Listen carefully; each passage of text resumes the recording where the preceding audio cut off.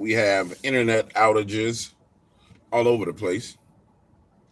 Something major is going on in America, but I'm not even going to worry about that because it's all in God's hands.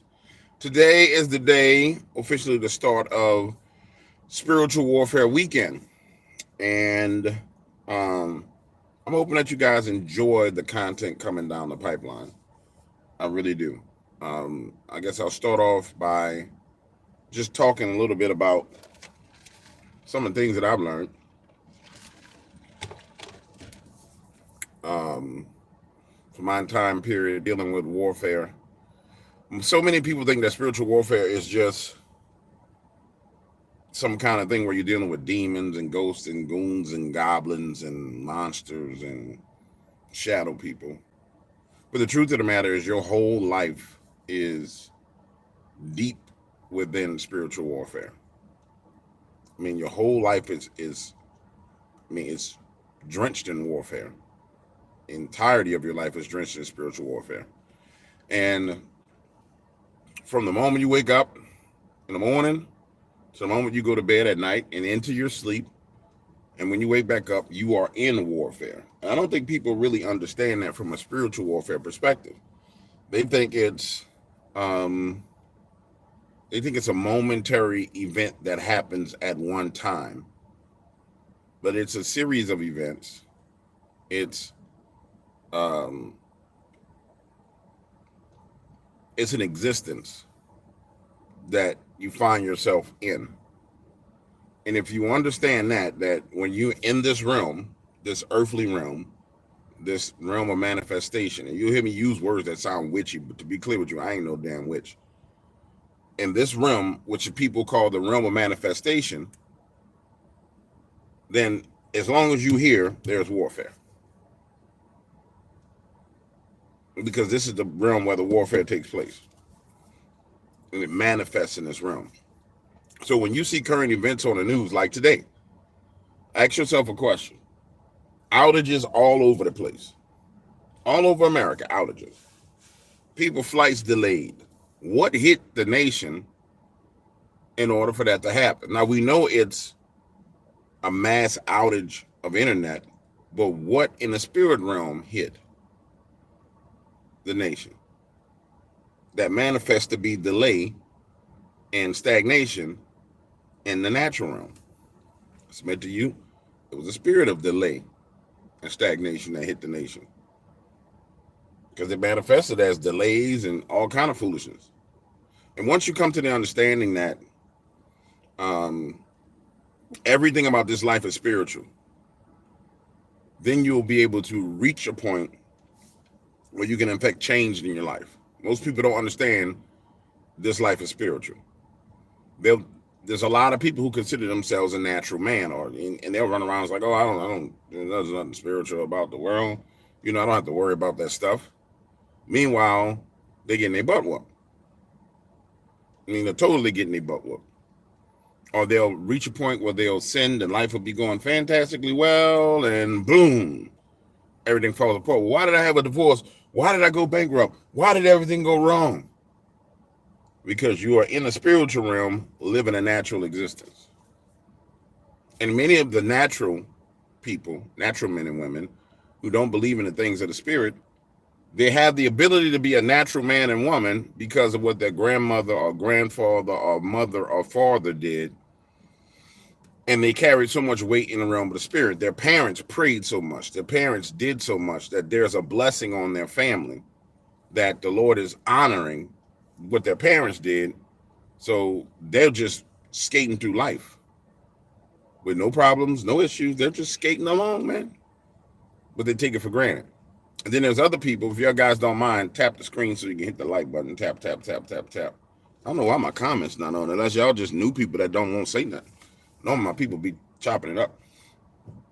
Um, so they're just skating along in life. Oh, everything is good. Do do do do do do do do do do. Until that moment happens. Boom! I have friends like that. I mean, going along in life, everything is good. Talk to them about God. Oh man, I don't believe in all that. Then you go to their mama house, and their mama sitting outside on the front porch with a Bible, reading, talking in tongues, going shamba hande bo simba kahane be humbe, rando simbo humbe kehe. Its mama is the reason why you having a life that you having. The minute mama leaves this existence, all hell gonna break loose for you. But it's mama interceding on your behalf and literally, as a Christian woman, programming the environment around her children, standing in the gap for her sons, kind of like Job stood in the gap for his family. And when you think about the story of Job in the Bible, Job was an intercessor for his family. He literally was making sacrifices for his children, his wives, everything. But it got to a point to where there was nobody there to intercede for Job. So there's this discussion in the Bible where God basically says, look, where you been, Satan? Satan, I've been walking around to and fro, going in and out of the earth, handling my business, acting a fool, acting a donkey. Have you considered Job? And so Job goes through this trial because there was nobody there to say, hey, yo, whoa. Guys, let's rethink this situation. Can we consider some other things? Can we consider this? Can we consider that? Can we consider something? Maybe, let's not go this route. Boom, on a certain day.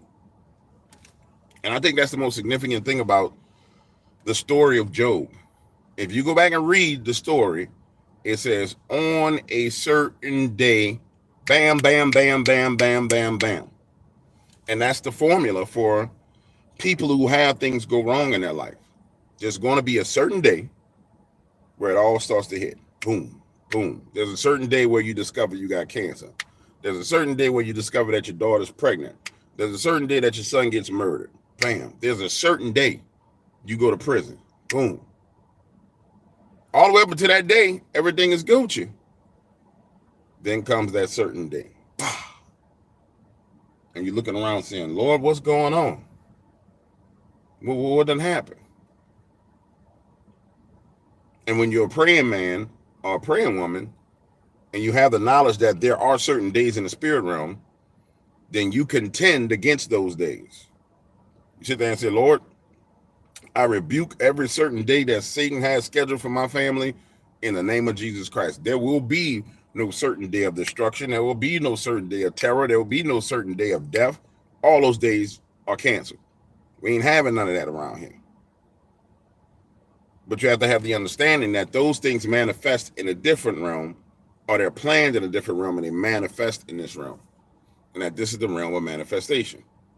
It's why, truly is why, when you look at government agencies, and I'm going to say this, the citizens, the average person is the only people who don't know this. It's why government agencies will get their people to take like DMT trips or DNT drips. DMT drips, where it's like, bloop, bloop, and they keep them in a constant state where they're in the realm of the spirit. And they're sitting there and they're in the realm of the spirit on this constant DMT drip, and they're getting technologies from the realms of the spirit. And they're downloading technology. And it's like, okay, they're making deals with entities in the realm of the spirit. Many of you probably have had dreams where you left your body in a dream and you found yourself in a place and you're looking around. That's where they are, except for they're consciously aware of it, completely consciously aware of it. Many of us who have it, you leave your body, you're in a dream looking around, you only get fractions of it. You only get fractions of it. I do a lot of stuff about like technology on this channel where I talk about it, but I never really explain why I'm researching it the way I'm researching it. I'm researching it because I realized that they want to understand the human brain and map out the human brain completely and totally so they can pull whatever they want from the realm of the spirit and build it. But the only way you can truly have that bridge between those two realms, this realm and that realm, is to completely understand how the human brain interacts when it's at rest. And when you look around, that's what they're doing. And so when I tell you that it's all spiritual warfare, I do mean it's all spiritual warfare. As we start Spiritual Warfare Weekend, it's just important that you're mindful of the fact that you are at war. Whether you believe in Jesus, Buddha, Allah, I don't care what you believe, your ass is at war. And the Lord gonna reveal everything else to you, but know you at war. Know your family's life is on the line, your children's life is on the line, your wife's life is on the line, your mama and your daddy, you at war. And it's kind of easier to see nowadays because we see our nation going through kind of like this Democrat-Republican warfare. But imagine if we could like wipe our eyes and see in the spirit realm what was going on around all of that. You would see angels, you would see demons, you would see 10-foot, 13-foot tall giants. You'll see angels so big that 1 foot is in all the seas and 1 foot is on all the land. You would see some crazy stuff. I mean, truthfully, you would see some crazy stuff. Hit the like button, please. Truthfully, you would see some crazy stuff going on. You really would. But we don't. Thank God we don't see, because you wouldn't be able to, most people wouldn't be able to function. Their mind wouldn't be able to function if they actually could see what truly transpires on this planet. But, you know, it's more to it. So as we start Spiritual Warfare Weekend, cheers to you and iced coffee to you. I've been getting emails and getting fussed at by the ladies of the Dog Waters family about smoking so many cigars. I got 15 damn emails. You need to stop smoking. You need to stop smoking those cigars. And I'm like, man, it's like having 30 different mamas nagging you. And they're all older women, too. Just nagging you. You need to stop. I was like, Lord Jesus. It's like my mama done got multiplied 30 times and it came back and it's harassing me about smoking my cigar. So notice I'm not smoking a cigar this morning. But I am drinking my iced coffee. All right, guys. Next interview that's coming up. The first interview is about the Nephilim. But I'm going to say this. Everybody wants to talk about the Nephilim, and they talk about them from an extra biblical perspective. And it leads you into Gnosticism. For those of you who don't know who Gnostics are people who be like, oh, I read the Bible, but the Bible's not the whole Bible, and it's not the truth. And so I went and got the book of Enoch, and I got the book of Jacobees, and I got the book of this, and I got the book of that, and I got the book of Five Fingers, and you don't know anything. That Bible that you read is not the real deal. When you go down the road of Gnosticism, you headed straight down the road to Luciferianism. I'm just going to tell you. You might start off with a little bit of knowledge. But remember, what happened in the Garden of Eden, it wasn't the tree of life and death that all the dispute was over. It was a tree of the knowledge of good and evil. You understand what I'm saying? And so when you start pursuing that path of knowledge, oh, I got the knowledge, you become more prideful, more arrogant. And the truth of the matter is, it's actual having knowledge of God's kingdom that you need. Because that's where the rules are for this realm, in the spirit realm. But they'll be like, oh, I read the Gnostic books and I'm so smart. Let me tell you about the angels. These angels did this and these angels did that. And the next thing you know, they're running around with, done turned into a full-on witch. Not even knowing it. Oh, I'm going to go get the 7 keys of Solomon because that's the truth. And what you're talking about, Jesus is not real. It's a rabbit hole that you don't need to go down because everybody wants to research giants. What you need to know about the giants is in the Bible. There's nobody really focused on it. So, me and my homie, Ryan Pitterfield, we're going to show y'all. Look, you can find everything you need to know about the Nephilim right there in the existing Bible. And in fact, I submit to you, you'll have a deeper understanding from that than going and getting 30,000 books. Because the Bible itself that you're using to study, the purpose of it is to lay out the rules and regulations of God's kingdom. It's a love letter to you, and you won't go read some other book. So that's the first interview. Then the second interview, or the second piece of content, is going to be talking about the faith equation and prayer and how you actually get your prayers answered. Because there's technology. We'll use the word technology. I don't know another way to use it. because it's technical. Yeah, I don't know any other way to. I don't know another way of describing it. Like, God has a legal system, and if you don't hit the right, if you don't have the right technicalities in place, if you skip over certain things, then you're gonna have problems with your prayers. But if you understand, hey, A, B, C, D plus E equals G, and then you can identify where you're off, it'll work out well for you. For example, I have a friend of mine. He had an issue with a gentleman, serious issue. The Lord told him to leave it alone, so he leaves it alone.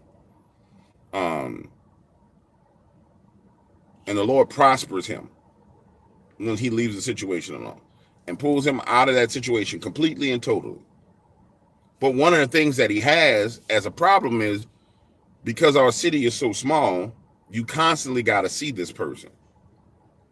Like movers and shakers, you're going to always see each other. So you constantly got to see this person. Now, everybody knows somebody that can do something to somebody here. So you sitting there resisting the urge to lay your hands into iniquity, but you keep seeing the dude. So every time it sparks the memory. And he's like, man, I wish God would go ahead and judge this dude and get him out of the way. And I said, hey, have you forgiven the dude yet? He was like, no, I ain't forgive the dude. I said, but have you forgiven him? No, I ain't forgive him because he did this. I said, well, I'll tell you what. When your heart can get to the point to where you can forgive the man and you can walk up on him and say, hey, man, you did me wrong, but I forgive you. I said, that's when you're going to see your judgment. He's like, what? I said, that's when you'll see your judgment. Because until that point, the Lord not about to move on that.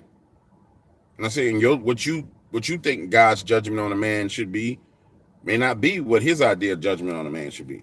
But he's more concerned about you in the state of your heart. So you need to fix the state of your heart before you see anything. And he's been struggling with that. Excuse me. He's been struggling with that for months now. But he doesn't understand. It's the state of your heart that the Lord is concerned about. So when you go and tell somebody, hey, man, I forgive you, and you mean it, then the Lord steps in. When you let it go and you give it to him completely, like holding a grudge against a person is not giving it up to the Lord. Yeah, I went and prayed about it, but man, if I see him, I'm going to bust his ass, man. Yeah, I'm going to get at him, dog. Look, homie, there you go right there. Yeah, let's get him. Now, they ain't giving it over to the Lord. You lying. Yeah, let it go. Completely let it go. And so we'll talk about how the faith equation involves. Sometimes we got to let things go in order for the Lord to literally step in and do what needs to be done. Because God, you ain't getting no glory. If you don't know anything about Father in heaven, he wants his glory. So when he come in and bah, bah, bah, you ain't going to be able to sit there and say, I did that. Yeah, I did it. I did it. Yeah, I did it. What you say? You saw what I did? Yeah, I did it. Nah, he'll break you before you get to claim glory on anything. Anything. So we'll get into that. Then we'll get Brother Mike Kerr from here, the Watchman Convention's coming out. Got a lot coming down the pipeline, baby. Got a lot coming down the pipeline. All right, I'm out of here. I'll catch up with you guys later.